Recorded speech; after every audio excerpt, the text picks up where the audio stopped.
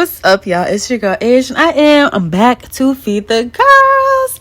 And today we are talking about episode 4 of The Next Prince. So if you don't mind, tell me what you think about this episode in the comment. What are your comments, concerns, what you liked about it, who you didn't like? So without further ado, let's hop into this episode. This episode starts out with Khanin performing a beautiful song. When I tell y'all, his voice is absolutely golden. And on top of that, he plays the piano as well. Like, multi-talented king. You know how in some shows the actors think that they could sing, but they really can't sing? Well, this show is not that. Nunu sounds like butter.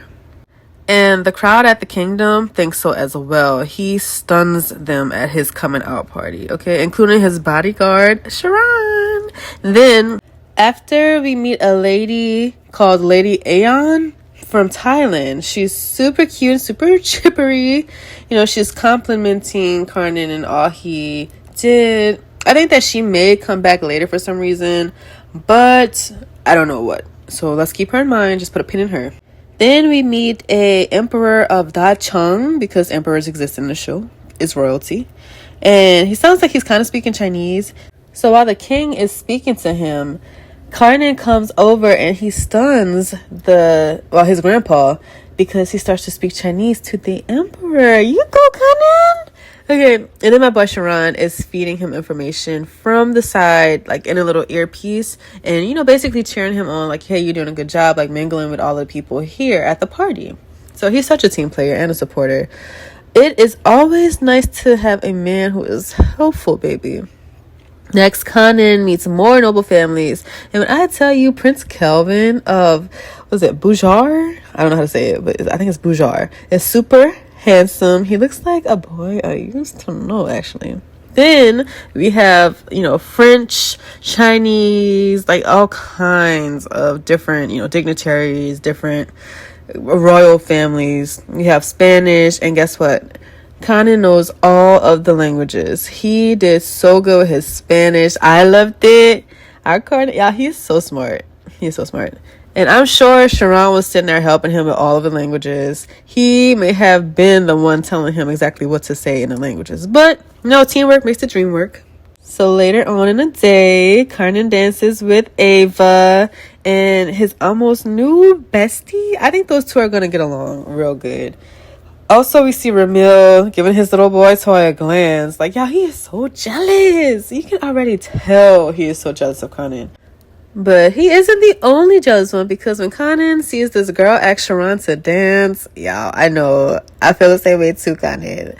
Khanin is so shocked. Like, how dare someone dance with Charan? Like, no, you're not supposed to dance with anybody, because you're supposed to dance with me. But the good thing was Charan was kind of hesitant. So there's hope, guys, that there won't be anyone thrown in the mix between the two. Plus, they keep looking at each other the whole night, all sad and everything, like, I would rather be dancing with you. Then Khanin did the old switcheroo, and he ended up dancing with Charan, as they should. And everybody at that party saw it, including the paparazzi and the media. I think Khanin wasn't supposed to do that. He wasn't supposed to dance with Charan. I don't know if it's because he's a boy, but it might be some other reason. But many people there were kind of a little awkward after they saw them dancing together. Khanin, of course, didn't care. He ain't give a shit. But Shakari, his little butler, he pushed him off the dance floor. Like, what is going on? Also, remember Ramil?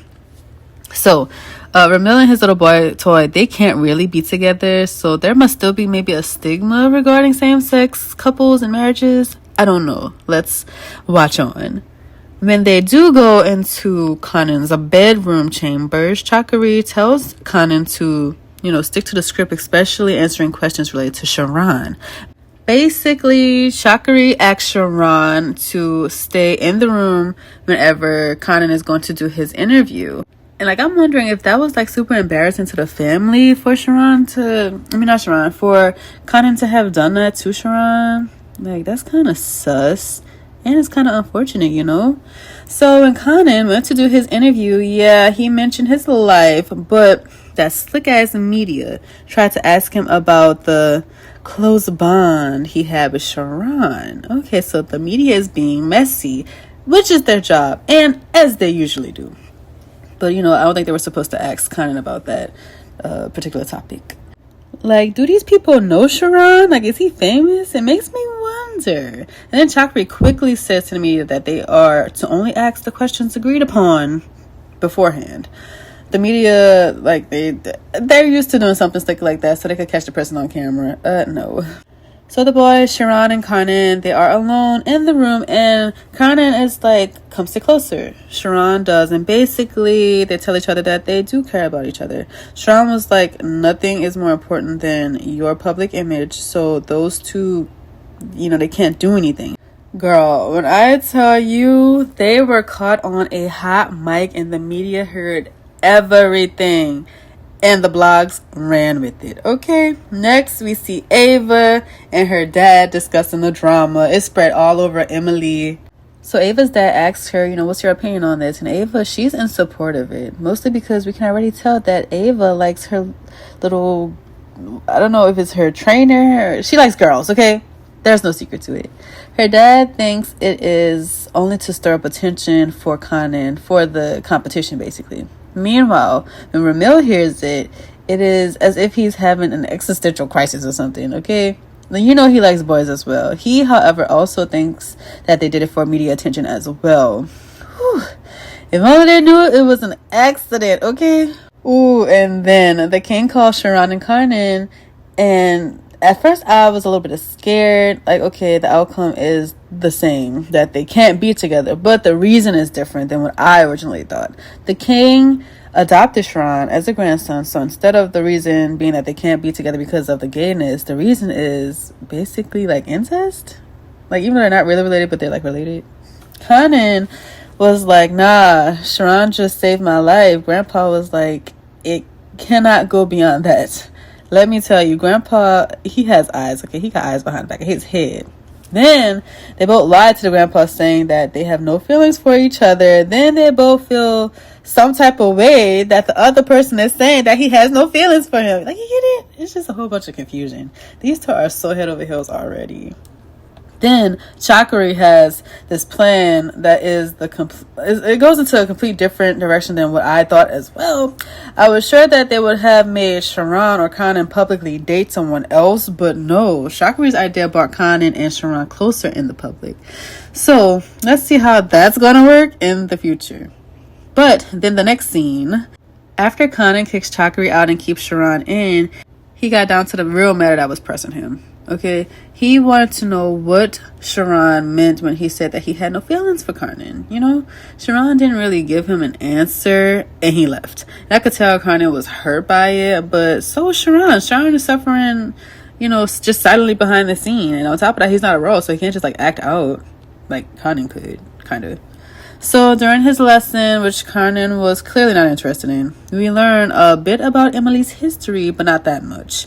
Charan can see that he's not interested. Khanin tells him that the only reason that I am allowing myself to be used by the king is so that I can find out what happened to the man that raised me. Charan tells Khanin to keep it secret, because remember, Charan also thought that the king lied about Dathanai's death as well to keep Khanin there at, you know, in Emily in the palace. Charan exposes that the Puchungpasut family may be the ones who tried to kill Khanin. Khanin tells him that he wants to go to the Puchungpasut family's, I guess, palace or their family house. Why do I have a feeling that the Puchungpasut family are just too easy to be the culprit, you know, behind the people trying to kill them? That's just me. Because I'm like, they're clearly the obvious, like, bad guys. I feel like it's got to be harder than that, guys. It has to be, like, another family. Or maybe it is them, and we are just getting super early reveals. Next, we see the Puchungpasut family, the Prince Rachada, and his son Ramil. They are reading over Khanin's DNA results. And Khanin is a 99.9% match with Thorin as his father. Thorin... and you are the father in my Murray voice. Prince Rashada is so pissed off. So Khanin and Charan gets there to visit, and I do not like the look those two gave Khanin, especially Ramil. They like have to go, okay? Whether they are trying to kill him or not, they gotta go. I do not like this family. So after Ramil gives Khanin a tour, he tells Khanin, I want to take you to a special place. Only Bachungpasuts can go. Girl, we do not trust Ramil. I'm like, no, do not go. And obviously Charan don't think he should go either, okay? No goddamn secret special place. Does Ramil think Khanin is stupid? Charan was like, you sure you don't want anyone to come with you, Khanin? Khanin said no, and Ramil, he isn't that brazen. He ain't gonna kill me. I was like, let's see. Yeah, Ramil took Khanin to a cliff in a forest. Oh, like, what the fuck? But first, we learned that Ramil and Khanin are actually cousins on Khanin's mother's side. His mother was a Bachungpasut, which I guess is cute because now Khanin got to go to a place that really only Bachungpasut people can go, and he is one of them. Ramil gives Khanin a snake bracelet. A snake. Of all things, a snake. It is giving green as in Slytherin. They are given snaky vibes, and even though that is technically their family logo, I believe. How my mind works, I thought he was going to give him a nice push over the edge, but no. Ramil takes him to a Serpent King statue in the middle of the forest. So Khanin ends up losing the bracelet. Ramil was like, here in Bachungpasut, in the Bachungpasut family, we actually cherish the gifts we get, so it's a big deal to us. Ramil goes out to look for the bracelet. He actually finds it, but of course he doesn't go back to get Khanin. He leaves him. Ramil left that boy out there with no cell phone service. Then, y'all, Ramil is a lying-ass whore. Okay, he says that Khanin was lost in the forest. Bitch, you left him. You know exactly where he was at. He went and he got a search party, so Charan ends up being the one to find Khanin. Good. But before that, nothing good was coming out of this. Nothing good was coming out of Khanin going with Ramil. I could have told him that. Someone really should have tailed them, no matter what Khanin said. Like, even though he told Charan, like, don't follow it, they should have followed. We do not trust the Bachungpasut family. I don't care if Khanin is a Bachungpasut, okay? Y'all, Charan, baby girl ass, was also worried about Khanin, as he should be. Y'all, when I tell y'all, Charan is so damn pretty. Like, Z is one beautiful man. I will say that. Man, why do I feel like people, when they are in distress, actually, like, wait, pause, hold on, rabbit hole. Maybe the reason people are so pretty while in distress is because it's close to, like, those faces that you make during sex. That's my theory, and I am standing on it. Okay, let's carry on with the rest of the episode. Oh my god, Charan was so worried, and then he let his true emotions slip, and Charan says, you mean more to me than you could ever imagine. Boy, for someone to tell me that, then remember, Khanin is hurt, so then for Charan to, like, pick him up bridal style, y'all, my heart it fluttered. And Khanin's little heart fluttered as well, okay? Shit, and Charan's little heart as well. Everybody's heart is just fluttering over here, okay? See, karma's a bitch. Ramil done fucked around and gave those two a good moment that will push the relationship along further. And I am here for it. Ramil and a damn search party come back, and Ramil lied and said he went back. The damn nerve of him. Even his little boy toy rolled his eyes at Ramil. He knows what really was up. Okay, Ramil did that shit on purpose. When he was apologizing, no one believed him at all. But good thing they didn't say nothing. Just confirm and walk on. That's it, okay? But, oh Lord, when we see Prince Rashada and how abusive he is to the boy toy and Ramil in front of everybody, you can imagine when he is, like, behind closed doors, okay? Even worse. You can imagine what he will be like on a throne. He cannot be king no matter what. Like, Ramil needs to lose. I want him to lose so badly. Khanin was like, I'm going back home. But in the next scene, it got worse. So Ramil's bar toy, his name is Patai, and the prince was whipping Patai with a whip. What the fuck? And Ramil was just standing there, like, can't do nothing. I mean, he could, but he refused to do anything, okay? Prince Rachada knows it was Ramil that pulled off that stupid stunt, but instead of beating his own son Ramil, he beats Patai. I wonder if he beats Patai because he knows Ramil loves Patai. Love, question mark? Now, that would be diabolical. Like, I understand wanting the throne, but violence to your own people is not the way. But I will say Ramil was scared shitless. Let me tell y'all, if I was Patai, I would quit. Fuck Ramil and his pappy. So in the next scene, Khanin and the boys are back home. Khanin, he now has a limp because he was hurt, but he told Charan, it wasn't your fault. Charan told Khanin that he basically got outmatched in the royal games that were being played. Simple. And he was happy that Charan actually found him. But most importantly, Khanin knows that the Buchungpasut family, they have ill intentions for the Avadivadins. Then the king. When Charan gives report to the king the next day, the king tells Charan the story of twin lover constellations named Pollux and Castor, how the two cannot remain together because they're different statuses, and how Pollux would have to lower himself if they were going to ever be together forever. The king is diabolical as well. Why did he tell Charan that story? So it can represent Khanin and Charan. He is getting back to the evil status as well. I can't stand the king right now, okay? Charan curves the story and he says that it's a beautiful love story that lasts the ages of time. So I guess the lovers do end up together. I don't know the story of Pollux and Castor. Also, one of the princes from earlier, Kelvin, is coming to study at the art school that Charan teaches at.